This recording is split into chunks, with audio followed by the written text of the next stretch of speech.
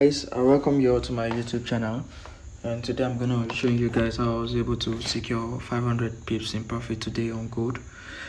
Yeah, the strategy I took and every step I took to get the work done. So stay put, stay positive, and grab your notebook. So let's dive straight to the chart. So here was the setup I took today. All of the mechanic job that was done to derive this particular win today. So it was a bearish move. It was a short, a plain chart today. So as of yesterday, I took a bullish setup, which I had spotted my demand zone from the 4-hour chart. I was able to spot, which is this fair value gap here, this 4-hour fair value gap here.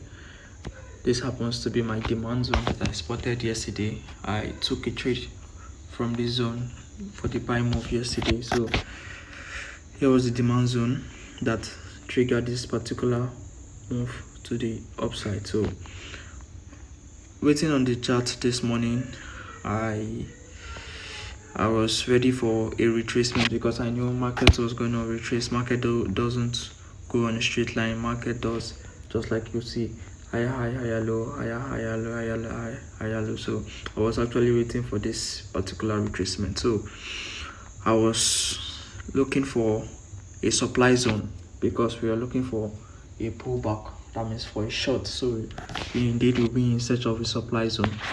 So for this supply zone, I spotted my supply zone on the 1-hour chart, which happens to be this bearish order block around here.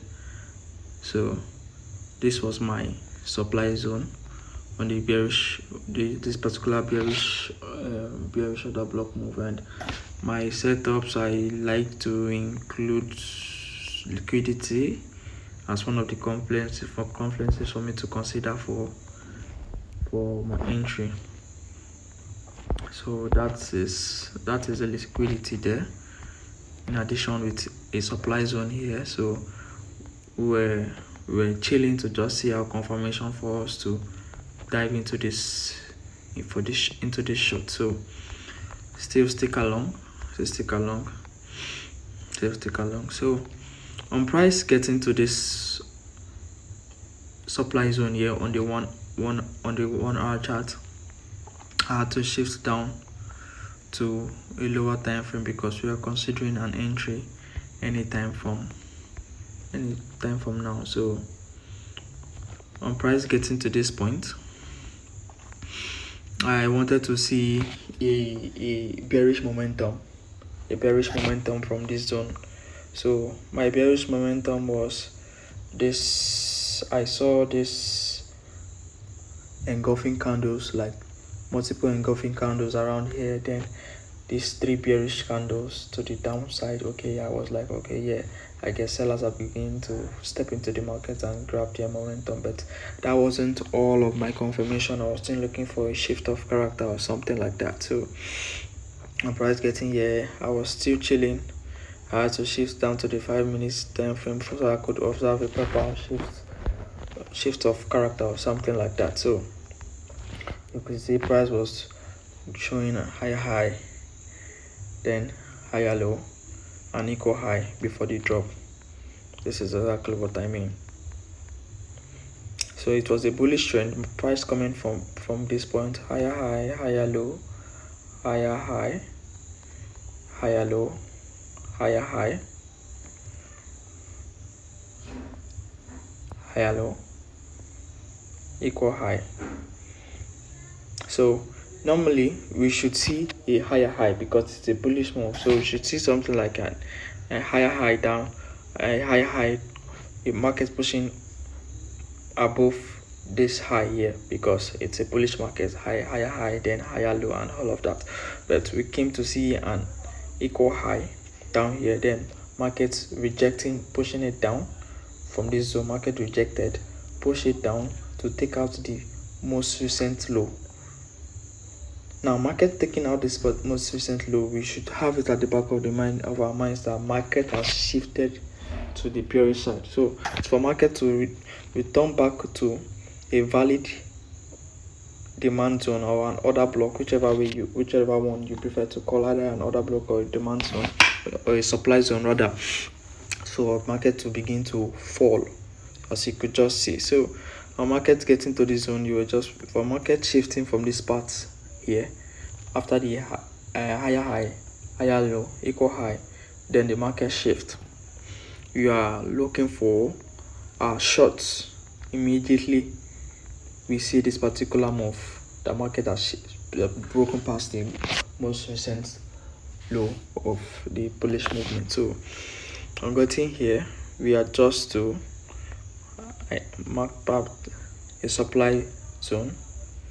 Yeah, this should be my supply zone.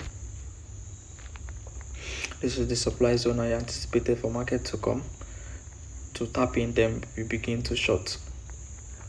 So I put my sell limit order around here, targeting the demand zone. I was targeting a demand zone on the 1 hour.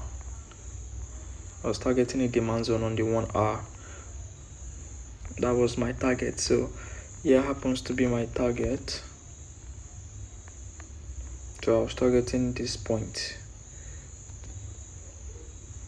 Yeah, that was my TP zone. So I was targeting the market to drop down here. So did you notice something? Instead of me taking all of this block to be like my stop loss, that would have given us a lower risk reward ratio. It would have given us 1:9 risk reward ratio. It doesn't seem nice. So lower time frame confirmation is of great importance because it gives you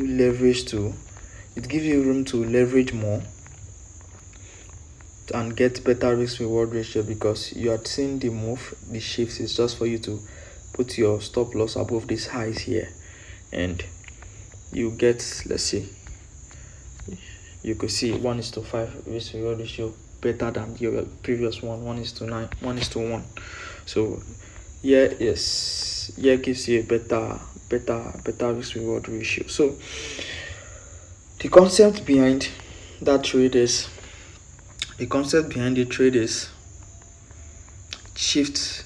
The concept behind the trade is a reversal, because price was going bullish on the 15 minutes time frame. Sorry, let's take this out.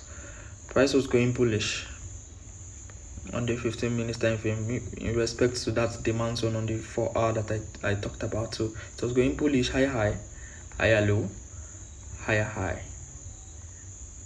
So with a supply zone at the top here,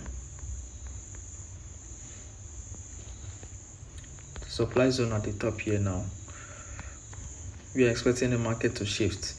So now if you wanted to wait for a 15 minutes change of character around here, you would have lost the trade. So you have to go down to the smaller time frame, the 5 minutes time frame, or sometimes you happen to see this micro shift on the 1 minute time frame as well. So you go down to the smaller time frame, look for a shift around this zone, something that looks like this: the low,